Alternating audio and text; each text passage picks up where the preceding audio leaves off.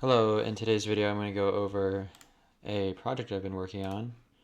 It's called Burn, and it is a Java build tool essentially. It's a very bare bones Java build tool. It's meant for beginners, so anyone new getting into Java that might feel overwhelmed using like Maven or Gradle. This isn't an enterprise tool, but it's a beginner open sourced project I've been working on. So I'm going to go through how to use it and hopefully advertise a little bit about some of its benefits, some of its drawbacks, and the progression so far, and hopefully what I plan on doing with it in the future. So yeah, the first thing you want to do is, so let me just go to the project. Originally it was called Brancher, but I renamed it to Burn. It's simply, for right now, I don't have like deployment and everything set up yet, like packaging and all that. So for right now, it's just a jar. But essentially, you have just some basic commands that you can do. For instance, you can build a project, and it really is just utilizing the Java build tool, the Java tool specification underneath. So there is the Java compiler framework or something like that.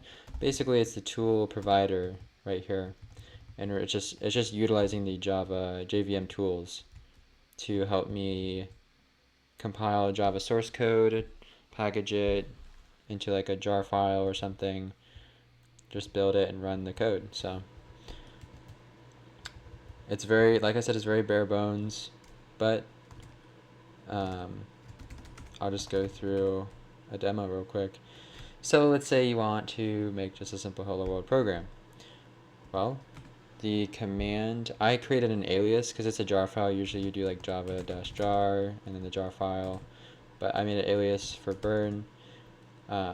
And so once you call the jar file, you have to specify a task or a command. And there's two types of commands. There's free commands and project commands. Free commands can be called anywhere in the file system. Project commands have to be called when there's a build file in the same directory, and I'll go over that build file in a second. But for free, let's just do a free command init, and as you can guess, this allows us to initialize a new project. So I'll call this hello world, and all it does is just create a new folder called hello world with our build file in it, and it's called branch.toml. So yes, Burn uses toml for its configuration file, and this does mean it's not as extensible just by nature of toml.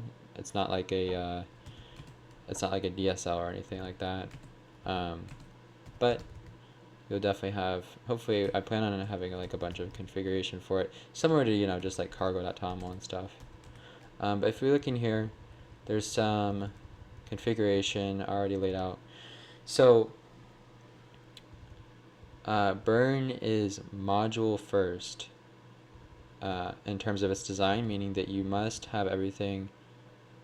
Actually, no, you don't have to have everything in a module. Sorry, you can have your source file in an unnamed module, which means you just don't specify the module. That's fine. But I highly recommend using modules because the goal of this project is to use modules and make them easier to understand for beginners. Basically allow them to just work with it simply. So for right now, I'm just going to specify some configuration. So if we want to have like a source directory, src, you just name the directory that. And then an out directory, you can say it's like build or something. And then for a jar name, I'll just call it like hello world or something. Like all this is just like your choice, it's arbitrary. So it's a lot more flexible compared to other build tools.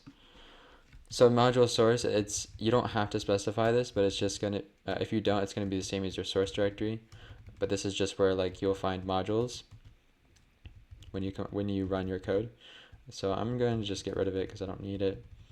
Same thing with module path. When you run your code and you have like you're referencing modules, it needs to know like where they are, where the compiled module code is. So I'll just get rid of that too, because it's going to be the same as your out directory if you don't specify it.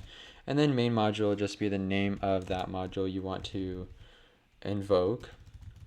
So basically, let's go ahead and just create some source code. So src, and then here is, since this is where our module source directory is, this is where we would specify modules. So in here I could specify module my module, it should be a directory, my module, and I know I'm doing all of this in like AstroVim. You don't have to, just use the command line to make directories and stuff. But then in a module you do like a module info.java file, and then specify the name. And then inside the module you start with your package name. We did it again. com/example. Okay, so we have package com/example, and then I could just, make a source file, main.java. Make sure it has that package. Specify the class, Java stuff. Whoa, public static void main. Okay. And yeah, we could just do something like print out some random stuff like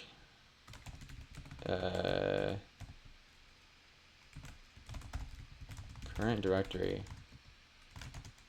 system.get property, just like some random code, Okay. So if we print out the tree structure for this directory, we see that we have, the branch.toml file, that's our build script. We have the source, we have our module name, and then we have the package in that module. And then we have a main method, a main class, which is our entry point for our program. Then we have our module info.java file, which is in the root of our module. So there's a couple of things you can do. I haven't set up like, a help or anything like that yet. You can't do that. Obviously I need to like work on the command line tool itself, make it more conventional, but for now you can just run commands. So the first command you can do is build. So it's not going to print out anything, but if it doesn't print out an error, then you know you did it correctly. And if we print out our build file, you'll see that we specified our out directory as build, and you can see we have a new build directory with our compiled module. So everything in our module is compiled, and that's great because we didn't have to do much. We don't have to work with like Javac or anything. So now what we can do is we can actually just run it using brn run.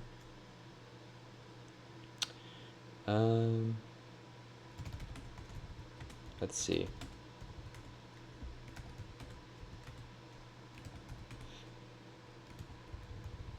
Okay, so one thing you have to do, right, is you have to specify the main class, otherwise it's not going to work.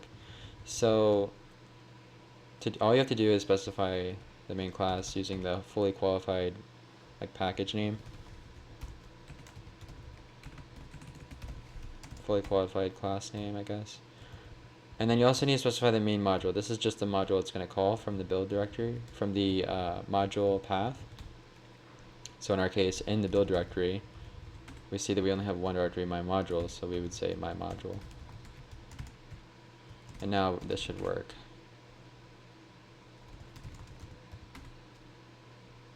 So there you go. Current directory, and then you have the current directory. So that's great, right? because it was not much work.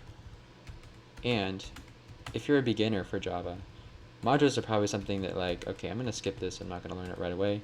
But with Burn, I have more of like a module first approach where it's not too hard to get into modules. It's not hard to understand how they work. It's just like an extra layer, right? It's just a little bit extra you would learn.